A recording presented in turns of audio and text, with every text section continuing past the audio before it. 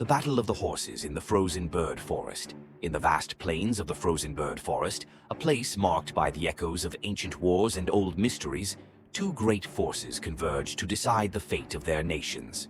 On one side, the alliance of WO and UHA, led by the legendary The Captain, a warrior whose bravery has inspired entire legions.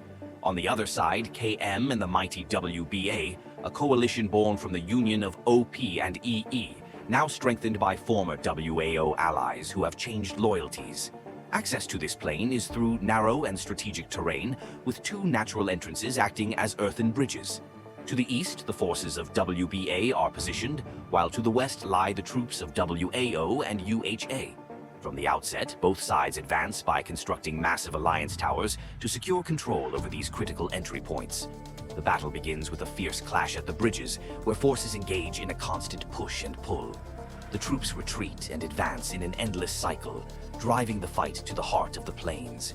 The entry is narrow and treacherous, but beyond it stretches an open plain, a perfect battlefield. Mages and archers unleash their power from the heights, creating an exchange of spells and arrows that darkens the skies.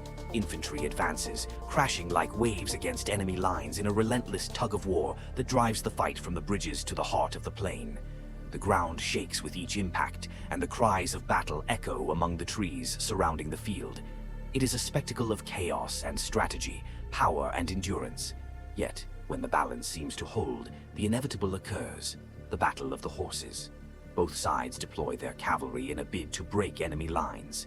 The plain fills with a deafening roar as war horses, riders on wild wolves, majestic elks, and forest eagles storm the field at full speed.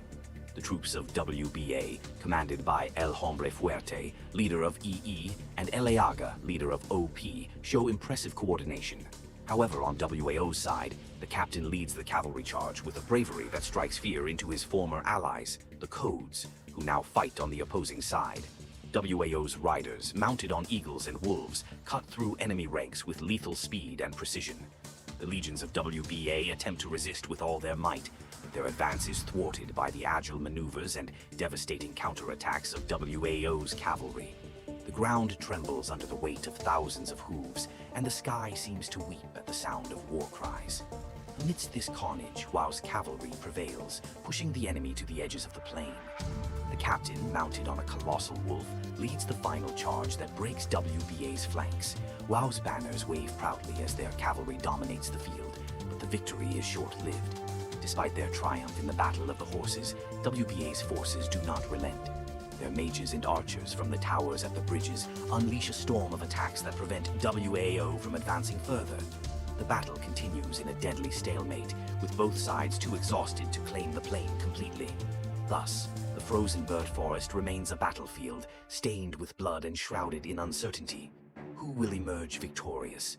Will it be WAO and UHA, with the captain's valor, or WBA, with the cunning of El Hombre Fuerte and Eleaga? Only time will tell. For now, the echo of hooves resounds across the field, a reminder of the intensity of this war, forever known as the Battle of the Horses in the Frostbird Forest.